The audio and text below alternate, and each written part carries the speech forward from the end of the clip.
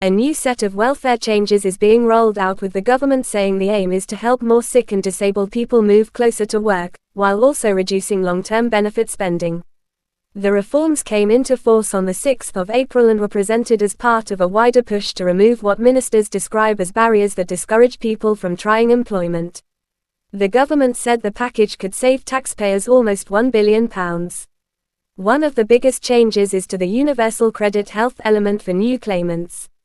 Under the new rules, the lower rate is £217.26 a month, compared with the previous higher rate of £429.80. Existing universal credit health claimants are not being moved onto the lower amount, and the higher rate is also being kept for people with the most severe lifelong conditions and those nearing the end of life. Alongside that, the government says more people will be offered voluntary employment support instead of simply being left outside the labor market. From the 8th of April, people with limited capability for work or work-related activity began receiving a new universal credit notification explaining what support is available and giving them the option to be contacted. That can lead to a conversation with a Pathways to Work advisor, who can point them towards programs such as Connect to Work, WorkWell, and local Trailblazer schemes.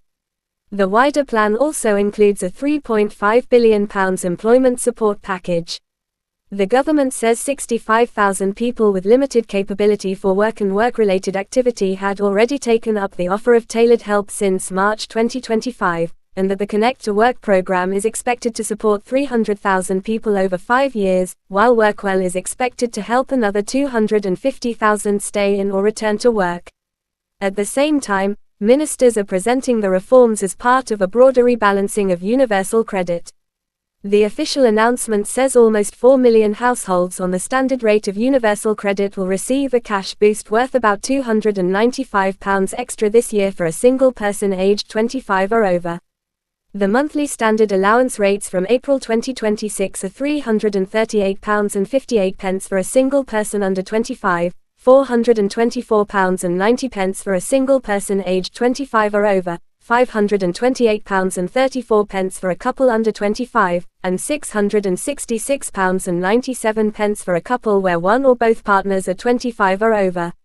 So the overall message is that the government is trying to reshape welfare in two directions at once, lowering health-related support for some new universal credit claimants, while putting more emphasis on personalized help to move people towards employment. Supporters will see that as an attempt to reduce inactivity and make the system more work-focused. Critics are likely to focus on the lower health element and ask whether reduced financial support can really be balanced out by advice and employment